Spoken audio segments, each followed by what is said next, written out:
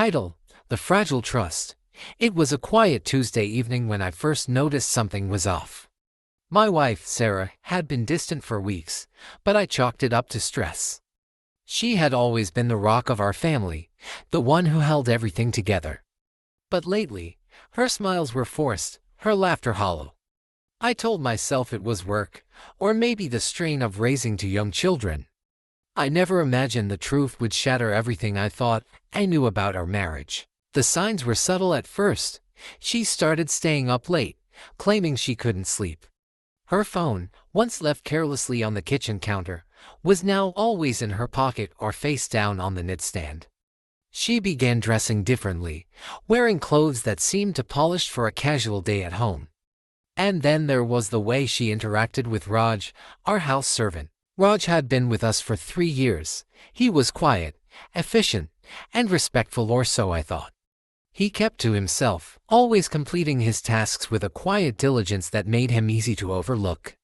But lately, I noticed how Sarah's eyes lingered on him a little too long, how she laughed a little too loudly at his jokes. At first, I dismissed it as paranoia. After all, Raj was nearly 10 years younger than her, and the idea seemed absurd, but the seed of doubt had been planted, and it grew with every passing day. One evening, I came home early from work. The house was eerily quiet, the kind of silence that feels heavy with secrets. I called out for Sarah, but there was no answer. I checked the living room, the kitchen, and finally made my way upstairs. As I approached our bedroom, I heard muffled voices. My heart pounded as I pushed the door open.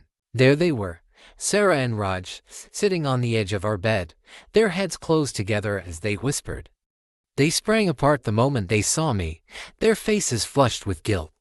The room seemed to spin as the truth crashed over me. I wanted to scream, to demand an explanation, but the words caught in my throat. Sarah's eyes filled with tears as she tried to speak. "It's not what you think," she stammered, but the look on Raj's face told me everything I needed to know. I turned and walked out, unable to face the reality of what I had just witnessed. The days that followed were a blur of anger, heartbreak, and confusion. Sarah tried to explain, to apologize, but the betrayal cut too deep. She confessed that the affair had started months ago, a slow burn of emotional connection that had spiraled out of control. She claimed it was never about love, just a momentary lapse in judgment.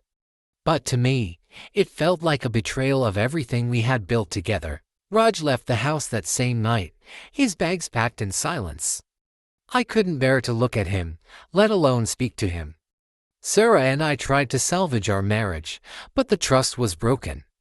Every glance, every touch, was tainted by the shadow of her infidelity. In the end, we decided to separate. It wasn't an easy decision, but staying together felt like living a lie. The children were too young to understand the full extent of what had happened, but they sensed the tension, the sadness that hung over our home like a dark cloud. Looking back, I realized that the affair was just a symptom of deeper issues in our marriage. We had grown complacent, taking each other for granted until the distance between us became too wide to bridge. Sarah's betrayal was a painful wake-up call, a reminder that love requires constant effort and attention. It's been a year since that fateful day, and the wounds are still fresh. Some days, I feel like I'll never be able to trust again. But I'm learning to forgive, not just Sarah, but myself. For failing to see the cracks in our relationship, for not fighting harder to keep us together. The story of Sarah and Raj is a heartbreaking one, but it's also a lesson. A reminder that love is fragile, and that even the strongest bonds can be broken if we don't nurture them.